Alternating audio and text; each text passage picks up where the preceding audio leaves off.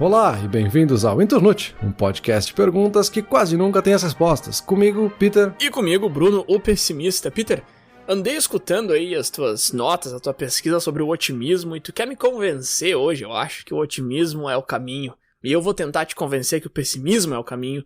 Mas, Peter, qual é a pergunta que vai guiar esse nosso discurso, esse nosso debate? Bruno, eu tô muito otimista com esse novo formato que a gente tá testando aqui. Eu tenho muita felicidade, alegria e esperança no que vai acontecer, então é isso que nós vamos falar hoje. A esperança é a última que morre? E se tu me deixar essa brecha aqui, eu já começo, né? E quando eu fui pesquisar sobre otimismo, a palavra esperança aparece quase como um sinônimo em algumas definições, assim. Se fala várias vezes assim, é buscar o lado positivo das coisas, um desfecho positivo, é ter esperança sobre as coisas, enfim. Então a palavra esperança vem muito próximo do otimismo.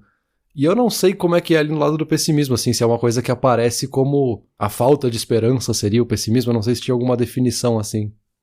Cara, não é nem falta de esperança, mas é esperar pelo pior, então é basicamente isso, assim. É que, na verdade, aí é que tá, não é nem a falta de esperança, é o oposto da esperança mesmo, né? Porque esperança seria esperar o melhor e pessimismo seria esperar o pior. Mas como eu falei ali nas minhas anotações antes da discussão aqui, tem duas partes da definição, né, do pessimismo, que é esperar o pior, mas também olhar pro lado ruim das coisas.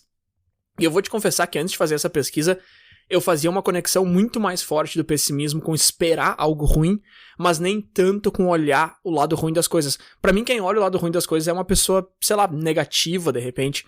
Mas não, na verdade, eles andam juntos. Esperar o ruim e ver o ruim são as duas facetas aí da definição do pessimismo. Então, imagino eu que a definição do otimismo seria ter esperança e também, quando as coisas não dão muito certas, ter essa habilidade de ver o lado bom das coisas. Imagino eu. Essa parte aí foi contigo, não sei. Não, faz bastante sentido. Eu acho que o nosso debate aqui não vai nem ser de defender ferrenhamente um lado ou outro para que as pessoas votem no final se o mundo devia ser pessimista ou o mundo devia ser otimista. Eu acho que a dificuldade aqui vai ser a gente formar essa equação de onde é que tá esse meio termo, assim. Porque eu acho que é meio óbvio, talvez seja óbvio porque a gente pesquisou um pouco sobre o assunto, mas acho que é um pouco óbvio que a resposta tá no meio, assim, não é nem ser otimista sempre, nem ser pessimista sempre. E isso a gente tocou, de certa forma, nas nossas notas ali, né? E aí talvez seja quase ali a questão do realista. E quando a gente fala de realista, ou pelo menos quando a gente fala casualmente, né, coloquialmente sobre ser realista, tá sempre muito atrelado ao pessimista, né? Não, é que eu sou realista. Não, tu tá sendo pessimista nessa tua previsão do futuro, assim, tu só não quer admitir que tu tá sendo pessimista. Eu não sei se entra um pouco naquilo que a gente falou num outro episódio sobre expectativas, que é o cara que tá tentando equilibrar as expectativas, esse seria o cara que é realista, enfim. Talvez seja mais ou menos por aí, assim. Cara, entra um pouco, sim, nisso de querer baixar as expectativas e fingir que isso é um realismo. Mas uma coisa que eu encontrei bastante quando eu pesquisei sobre o pessimismo é justamente essa ideia de mascarar o pessimismo como realismo. Na verdade, assim, o pessimismo, ele é muito fácil de defender. Isso é uma coisa que eu achei bastante interessante na pesquisa e que eu não falei ali nas notas, porque eu tava esperando pra conversar contigo sobre isso.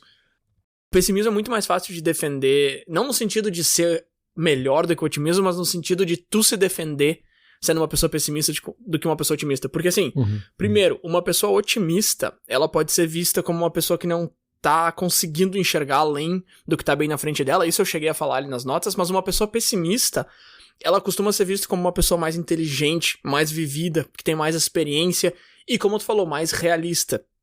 Então, se tu é um cara pessimista, tu vai ter essa visão de ti mesmo, de que tu é um cara que sabe mais. E o pessimismo, ele é muito seguro, assim. Ele é uma posição muito fácil de manter e ele tem muito pouco a se perder. Porque se tu é pessimista em relação a alguma coisa, se ela dá errado, tem o lado bom, que é, tu tava certo. E se ela dá certo, tu pode só mudar. A gente fala muito de mudar a goleira, né? Tem essa expressão em inglês que tu muda o que tu tava falando. Então, não, esse episódio aqui vai ficar muito ruim, vai dar errado. Aí não, aí o episódio fica super bom. Aí o cara que é pessimista, ele não precisa dizer, eu tava errado. Ele pode simplesmente dizer que, não, olha só, ok, ficou bom, mas ficou pior do que esse. Ou, mas não chegou no número X de ouvintes. Aí dali um mês chegou, daí ele fala, não, mas demorou um mês pra chegar. Então, assim, é muito fácil tu defender uma posição pessimista e tu parece mais inteligente aos olhos teus e dos outros, no geral, pelo menos, não de todo mundo, né? Então tem essas duas vantagens, assim, em ser pessimista, que na verdade, claro, não são vantagens reais, né, Peter? É muito mais um mecanismo de autodefesa, assim. Mas daí também vem essa ideia de que é mais fácil e tal, mais seguro ser pessimista. De certa forma tu cria um escudo ali, né? Tu tá usando o pessimismo como uma forma de se proteger, porque no fundo tu tem medo da tua previsão, né? Talvez esse medo seja justamente porque tu tá prevendo que algo ruim possa acontecer, mas na dúvida, no medo, tu prefere algo que te proteja, que não te leve muito adiante, assim. A gente tocou nisso naquele episódio de expectativa, né? Que no fundo, quando a gente vai para as pesquisas e olha para os resultados dos estudos, o cara que tem a expectativa alta acaba que aproveita muito mais quando a coisa dá certo e não fica tão frustrado quando a coisa dá errado. Não é bem isso que a gente acha ou que a gente costuma falar, de que não, a gente tem que ter expectativa baixa porque é o único jeito de ser feliz. Na prática não é isso, né? O cara que tem expectativa alta, quando ele consegue, ele fica muito feliz. E quando dá errado, ele fica, que pena, mas pô, na próxima vai, né? E aí, te ouvindo falar, é até uma coisa que eu comentei até nas notas, mas não me aprofundei, porque eu queria trazer pro debate, que é essa questão do viés do otimismo. Uhum. Eu vou deixar o link pro TED dessa pesquisadora na descrição. Nas notas eu deixei o texto do artigo completo, mas acho que aqui talvez o TED faça mais sentido, é um pouco mais resumido, onde ela fala muito desse viés e tem alguns aspectos muito interessantes do que ela estudou entre as pessoas que são otimistas e pessimistas, assim. Se a gente pegar, sei lá, uma prova, tem que fazer a prova do Enem, sei lá. O otimista, se ele vai bem, ele olha pro resultado e pensa, cara, foi mérito meu. Eu fui muito bem nessa prova, me preparei. E se ele vai mal, é porque a prova tava difícil, mas na próxima eu vou conseguir superar, sabe? Eu vou estudar mais, eu vou me superar e vai dar tudo certo. Enquanto esse olhar do pessimista, quando ele vai bem, por ele ter essa expectativa baixa, ele vai bem porque, a prova tava fácil, né, meu? Eu fui bem, mas, cara, foi quase sorte. E quando ele vai mal, cara, eu fui mal porque eu não consigo. Eu tentei, mas na próxima vai ser pior ainda, então talvez é melhor nem tentar. Então meio que vira um ciclo que tu fica cada vez mais pessimista, né? Então é engraçado, assim, como a gente olha que parece que tu tá se protegendo, mas na prática tu não tá, né? Sim, isso aí que tu tá falando agora é um dos pés aqui desse tripé que eu comentei nas minhas notas, que eu chamei de estilo explicativo, que é como que tu enxerga e explica situações, né? Porque é aquela coisa, né, cara, que a gente já falou várias vezes, situações são só situações, uma situação não é boa nem ruim, ela é uma situação, como tu enxerga ela, a tua visão sobre ela vai ser boa ou ruim e tal, e isso depende muito do teu estilo explicativo. E aí eu só larguei esse nome lá nas notas, mas agora eu vou trazer uma definição um pouquinho mais estruturada aqui. O estilo explicativo, ele tem 3 pés aqui, como eu falei. Ele tem o estável versus instável, então tu pode ser um desses dois. Ele tem o global versus local, e ele tem o interno versus externo. Interno versus externo, nessa parte que tu tocou bastante agora, né? Como que o otimista e o pessimista enxergam as coisas, sendo eles o problema ou não e tal. O estável versus instável é o seguinte, se tu é um cara pessimista, tu vai enxergar uma situação ruim como algo estável. Começou um negócio ruim agora e tu é pessimista, isso aqui vai durar. Isso aqui não vai embora, isso aqui é minha vida agora, isso aqui é minha realidade. E situações boas, quando começa, tu já vai acabar em seguidinha, ó, isso aqui é passageiro. Enquanto que o otimista, lógico, o contrário, né? E o global versus local ali se refere a coisas ruins acontecendo e tu dizer, agora minha vida inteira é ruim, ou alguma coisa ruim aconteceu e o otimista vai dizer, não, isso aqui é ruim, essa partezinha aqui é ruim, eu vou resolver, mas não afeta o resto. Então esses 3 pilares aí, eles meio que definem como que tu enxerga, e isso se chama estilo explicativo porque basicamente a definição é como que tu explicaria pra ti mesmo uma situação que tá ocorrendo contigo. E aí, claro que o otimista e o pessimista estão em extremos diferentes desse espectro aqui, nos 3 pontos, né? Sim, esse foi um ponto que eu também acabei caindo na pesquisa. Óbvio que a pesquisa do meu lado parte pelos otimistas, né? E as definições que eu encontrei falam justamente disso, assim. O otimista, quando ele tá numa situação negativa ou de falha, né? Ele olha para essa experiência como algo temporário e não permanente. E é sempre algo específico e não uma coisa global, né? É sempre um fator externo e não interno. Então tem esses mesmos tripés, mesmo pesquisando por outro lado, né? A gente chega na mesma definição.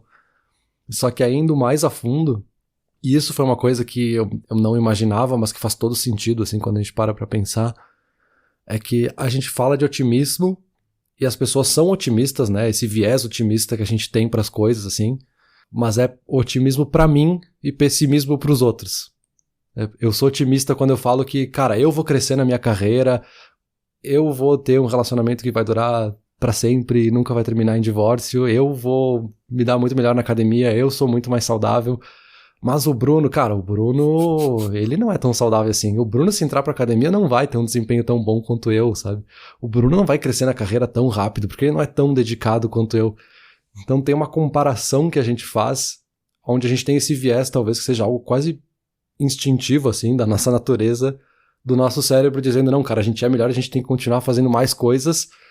E quando a gente olha pros outros, a gente fala, não, o país vai piorar, mas a minha economia pessoal vai melhorar. Tá, mas como é que essa equação fecha, assim? Como é que tu vai crescer economicamente e o teu país ao mesmo tempo vai piorar, sabe? Alguma coisa não tá certa se todo mundo pensa isso, né? O exemplo que eu dei lá nas notas foi justamente dos casamentos, né? Uhum. Que 40% dos casamentos terminam em divórcio, mas nenhuma pessoa diz que o seu casamento vai terminar num divórcio, sabe? Sim, eu acho que tu citou acidente de carro também, né? Isso é uma coisa que me veio à mente direto, assim. A gente tem essa tendência de achar que nunca vai acontecer comigo, mas se alguém me ultrapassa a 100 por hora numa avenida, eu falo, esse cara aí vai bater em seguidinha. Mas eu não tinha pensado por esse ângulo de que a gente coloca o pessimismo nos outros. Mas é engraçado, né, meu? Porque a gente tem esse viés otimista, mas ao mesmo tempo a gente, de certa forma, como espécie, prefere o pessimismo porque a gente enxerga ele como realismo e como inteligência e como sinal de vivência e tal. Só que a gente é otimista, a gente quer ser otimista, mas a gente quer ser pessimista. Eu acho que a gente meio que não sabe muito bem pra que lado que a gente quer ir, sabe? Eu não sei nem te definir, cara, se eu sou uma pessoa otimista ou pessimista, assim. Eu pensei bastante nisso essas últimas semanas aí, e eu meio que cheguei a uma conclusão que eu vou te falar mais pro final de como que eu me enxergo. Mas eu já vou te dar um spoiler agora de que não é nenhum dos dois. Assim. Eu não sei me definir nesse espectro, sabe? Eu já posso comentar que eu também tentei e não cheguei nisso, assim. Mas é bem curioso, assim, olhando para os estudos, e eu acho que esse que é o interessante, né? A gente tem estudos, a gente tem esse viés de ser otimista, e do outro lado a gente tem esse viés de ver pessimismo nos outros, sabe? É quase que uma forma de se proteger no sentido de que, cara, eu tenho controle sobre mim, então eu tenho otimismo sobre eu sei o que eu posso fazer, por mais que às vezes seja uma mentira, né? A gente se mente nesse sentido, assim, de que eu sei os meus limites. E as coisas externas que eu não tenho controle, eu não tenho controle sobre que atitude o Bruno vai tomar no próximo segundo. Então aqui eu vou ser mais pessimista, porque tem um fator de medo muito maior, que eu não tenho esse controle, né? Então a gente tem esse equilíbrio constante. Mas quando a gente vai pro lado social, é bem importante também a gente, às vezes, se forçar, eu acho, a ser otimista. Ou pelo menos passar uma imagem otimista, por mais que no fundo a gente não seja tão otimista. Pra citar o exemplo mais bobo possível, assim, pensa que tu tem um trabalho de faculdade pra fazer, um grupo, e tu chega lá e já tem um cara falando, esse trabalho aí, meu, vai ser chato, não tem nem pra que fazer, cara, não vai dar em nada isso aí. Cara, já desmotivou todo mundo, assim. Tu precisa de um fator de otimismo que, cara, talvez não seja tão legal, mas a gente vai se desenvolver pra outra coisa, vai servir pra outro resultado no futuro, vai agregar pra não sei o quê. Tem que ter esse otimismo no grupo, sabe? A gente, de alguma forma, tem esses dois vieses a nível pessoal, mas quando a gente coloca no nível social, a gente automaticamente tenta fazer esse equilíbrio, né?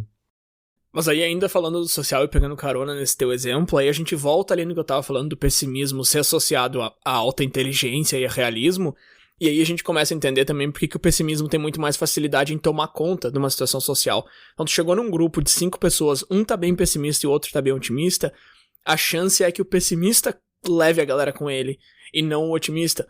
Porque, cara, se tem um cara falando que isso aqui vai ser chato e outro cara falando que vai ser super legal, a gente tende a achar que o que tá sendo pessimista sabe mais do que ele tá falando, ele tem experiência, ele sabe onde que aquilo ali vai dar, enquanto que o otimista, sei lá, tá num pensamento mágico ali, que é um negócio que tu comentou bastante nas tuas notas ali, né, do pensamento mágico, de ter um otimismo que não é fundamentado em lugar nenhum, que tu só acha que as coisas vão dar certo porque tu quer que elas deem certo. Claro, todo mundo quer que dê certo, mas eu vou confiar um pouco mais nesse cara aqui, porque ele me soa mais inteligente, ele me soa mais vivido. Aquela coisa de, no medo eu vou me fechar, né? E justamente porque sai do controle. Talvez se fosse alguma coisa que eu vou fazer sozinho, e mesmo que eu tentasse, mas isso não iria acontecer, de tipo, eu tentar me desmotivar de alguma forma, isso não vai acontecer. Mas aí quando eu olho pro grupo, Não, realmente, cara, por mim esse projeto ia ser muito legal, mas, olha esse outros caras aqui, o cara já começa desmotivado, ele tá falando que vai dar errado, mas olha esse outro cara aqui também que não tá fazendo muita coisa, ele não se desempenha tão bem quanto eu, ele não se dedica tanto quanto eu. Começa essa comparação que é quase consequência desse viés otimista, assim, que eu sei que vou ter o melhor desempenho do grupo, então significa que os outros vão desempenhar mal, porque eles não vão desempenhar tão bem quanto eu. Sim. Então é muito fácil, né, realmente cair nesse lado negativo, assim, esse lado pessimista. E aí, para até comentar uma coisa que eu acabei tropeçando durante a pesquisa, eu achei bem interessante, que algumas empresas e algumas metodologias já prevêem o viés de otimismo nos projetos e tem inclusive métodos de como tu evitar ou reduzir o impacto do viés otimista em projetos, assim.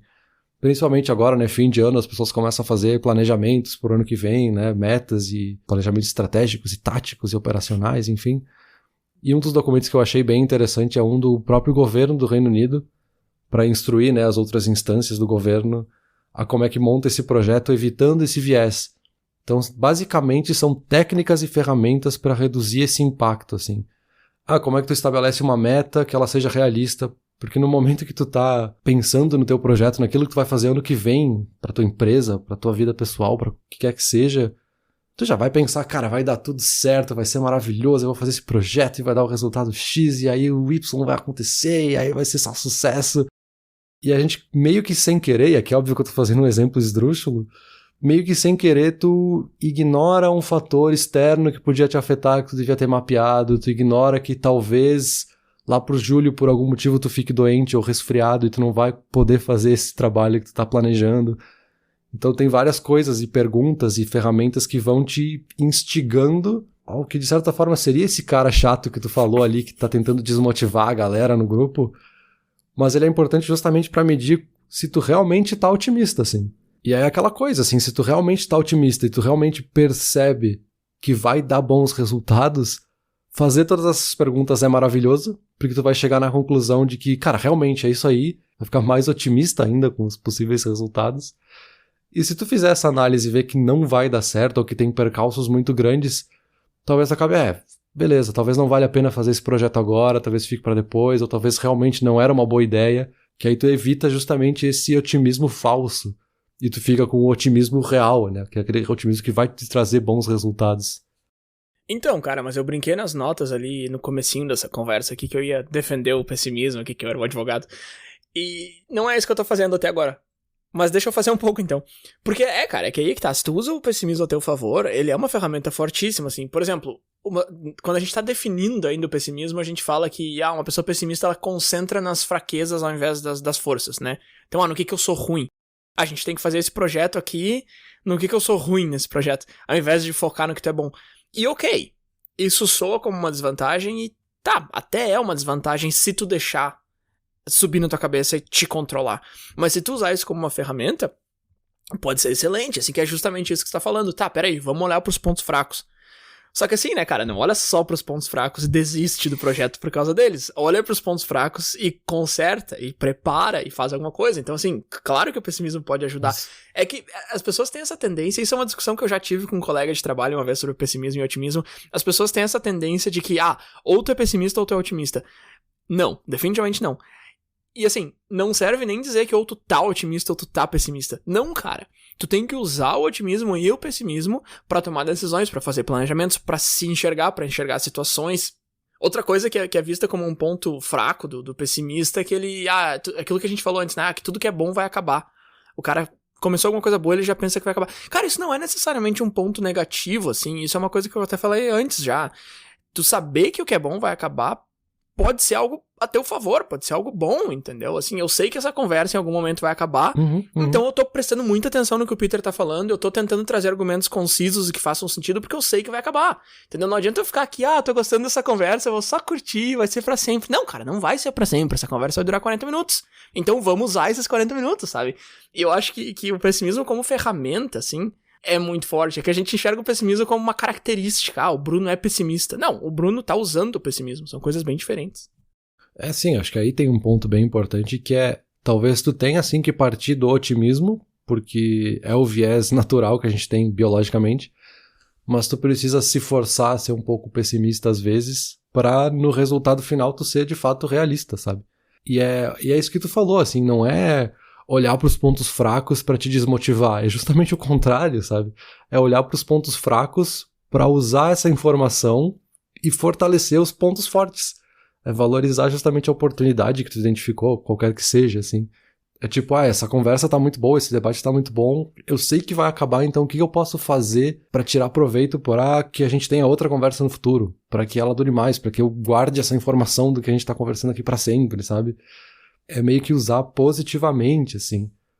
E aí eu queria até trazer uma coisa que eu cheguei a comentar lá quando eu comentei que o otimismo tem um lado filosófico, né? E que no século XVIII Voltaire escreveu um livro que se chama Cândido. É até um livro de domínio público, dá pra baixar o PDF, eu vou deixar o link na descrição aqui pra quem quiser ler. Mas muito resumidamente fala desse personagem, né, que se chama Cândido, que ele vive nesse paraíso edênico, assim, que traz essa definição clássica ali de que a pessoa tem que ser otimista por natureza, e tem que achar que tudo é maravilhoso, buscar o melhor dos mundos possíveis sempre e tal. E esse é um personagem que vai se frustrando muito ao longo da história, que essa é justamente a ideia do Voltaire, né, criticar essa lógica de que a gente tem que viver nesse mundo, nesse otimismo falso, basicamente, né, que a gente falou. E a conclusão, de certa forma, é falar que a gente tem que cultivar o nosso jardim. Uhum. Então, assim, cara, é o que eu tenho controle, é o que eu posso fazer, eu sei que o meu jardim vai ter pestes, eu sei que vai ter plantas que vão morrer, eu sei que tem coisas que não dá pra plantar em qualquer estação do ano. Então tu precisa ter essa ideia de cultivar, que é justamente usar um pouco de cada lado, assim. Tu não pode nem ser só otimista nem só pessimista, porque os dois vão te levar à ruína, de certa forma, né? Não vão te dar a visão real do mundo. Ah, sim, a frase clássica do cultive o seu jardim que as borboletas virão, sei lá, um negócio assim, não caça borboleta, sei lá. O segredo da felicidade, né, segundo Voltaire aí. Agora, uma coisa que tu falou antes ali, que tu falou que a gente é otimista, a gente tem esse viés otimista como algo biológico, isso foi um estudo que eu encontrei de onde que vem o otimismo e o pessimismo, talvez você tenha visto alguma coisa parecida também. Esse estudo eu achei muito interessante porque ele foi feito com 5.000 pares de gêmeos. E porque daí tem a comparação ali, quando quer saber se algo é biológico ou não, né? Comparar 5.000 pares de gêmeos me parece ser uma ideia interessante. E esse estudo apontou que 1/3 do quão otimista ou pessimista uma pessoa é, 1/3 é genética. E o resto é o ambiente que a pessoa cresceu, criação, enfim, diversos outros fatores externos. Mas que 1/3 só vem da genética, isso eu achei interessante. E um outro estudo meio semelhante, mas nem tanto, que eu também achei muito interessante aqui, é o benefício do otimismo na saúde, né? E aí lá nas tuas notas tu comentou que o otimismo é muito bom pra saúde.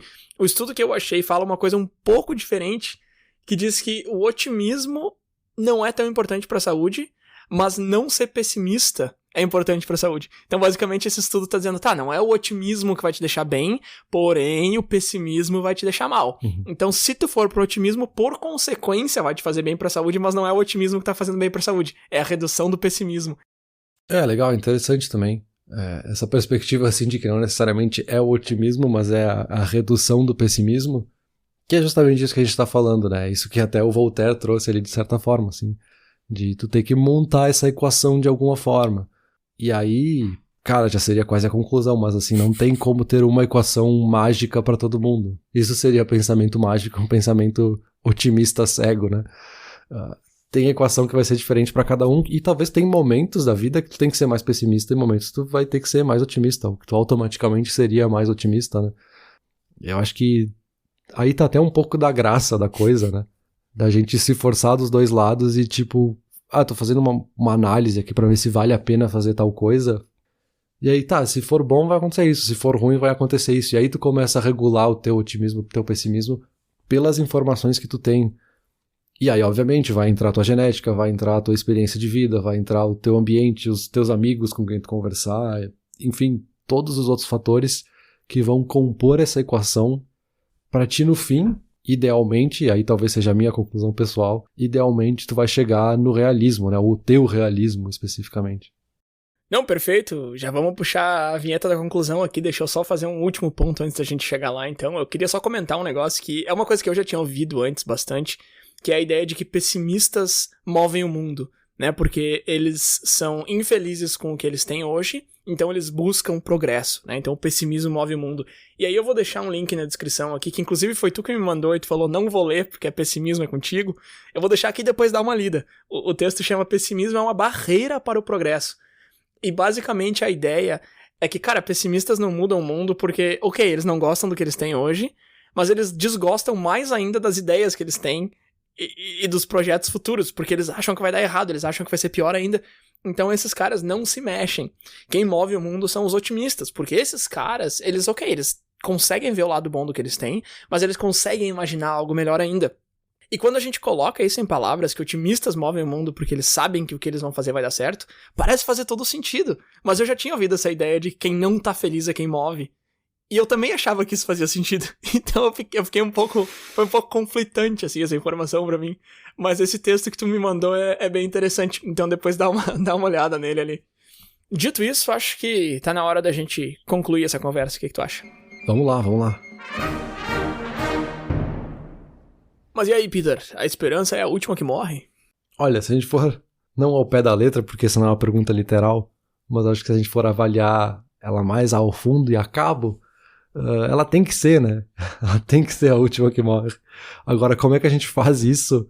Tem toda essa equação por trás, que a gente falou várias vezes aqui nessa última meia hora, de onde é que eu coloco o pessimismo, onde é que eu coloco o otimismo. E aí as últimas coisas que tu falou refletem muito esse ponto de partida, talvez, que assim, esse otimismo, esse pessimismo são algo interno, e esse é o perigo, assim, é algo que me motiva ou me desmotiva, de certa forma, e foi aquele exemplo que eu dei lá do cara da prova, assim, se eu tô otimista e fui bem, é mérito meu, se eu sou pessimista e fui bem, foi sorte, então é um pouco isso, assim.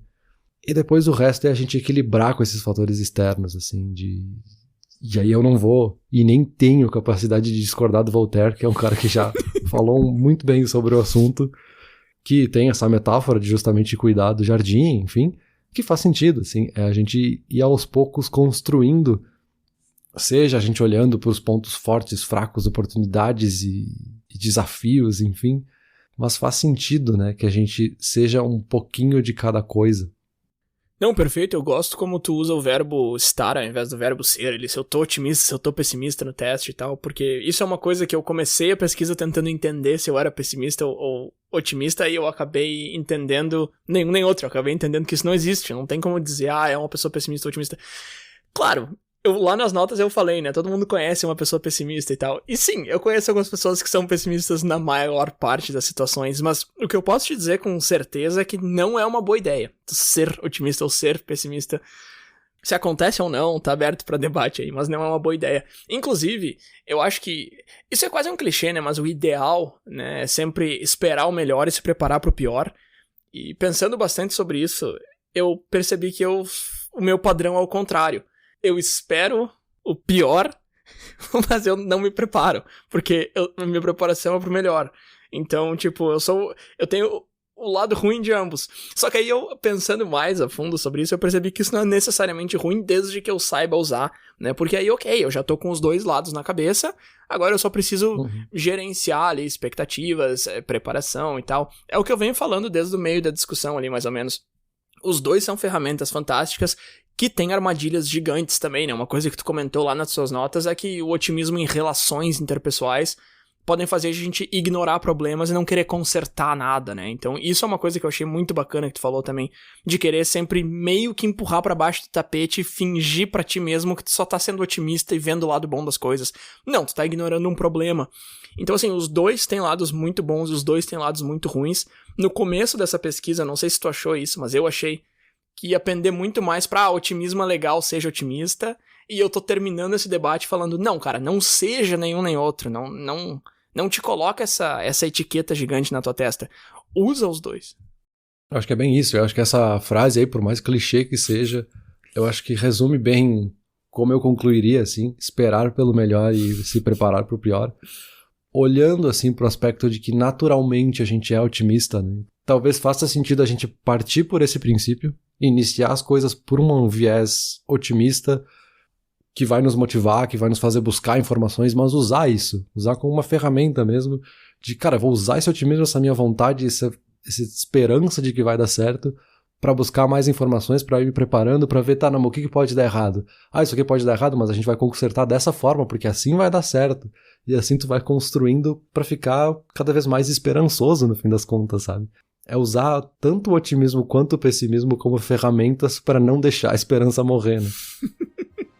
Perfeito. Eu acho que dizer que usar o pessimismo para não deixar a esperança morrer é uma maneira fantástica de terminar esse debate. Então eu vou ficando por aqui.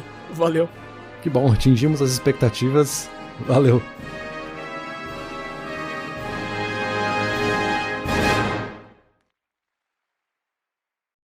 Olá, ouvinte. Se você gosta do Inturnute, não deixe de compartilhar nas redes sociais e de seguir no Spotify ou no seu aplicativo de podcasts favorito. E se você quiser compartilhar a sua resposta para a pergunta da semana, é só enviar uma mensagem. Muito obrigado, e até o próximo episódio.